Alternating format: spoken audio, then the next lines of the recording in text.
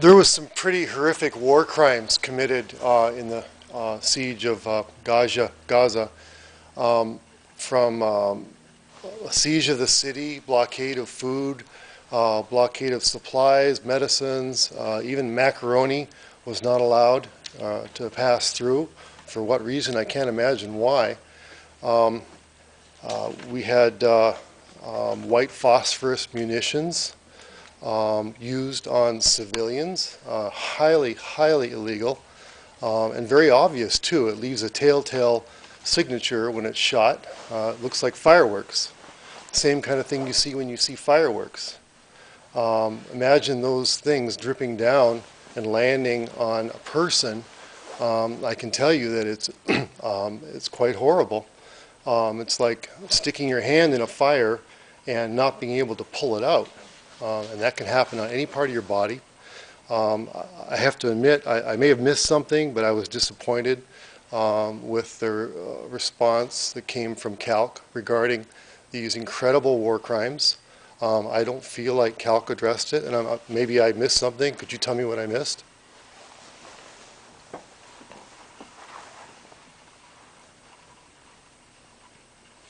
I don't think CALC made a statement. White phosphorus, I've seen film of what white phosphorus does, and it's pretty terrible. It's very likely that the white phosphorus that was used in Gaza came from the same warehouses that supply our troops in Iraq.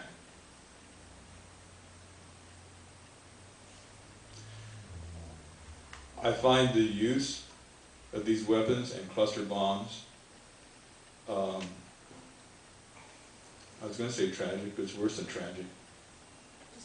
Criminal? Find it criminal regardless of who uses it. Maniacal?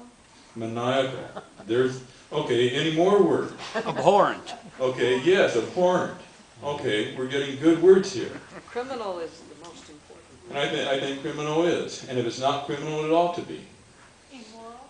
Yeah, absolutely immoral. I am concerned that we're supplying these weapons to other countries. I'm concerned that we are using them in our own war. I have a great deal of concern when we speak of the transgressions of others and we don't accept responsibility for our own. We haven't been able to stop the Iraq war in, what is it now, 6 years going on 7 years? Or is it 7 going on 8? I forget now. The numbers are too high. Unless you count Desert Storm. I mean, Yeah. where did it stop?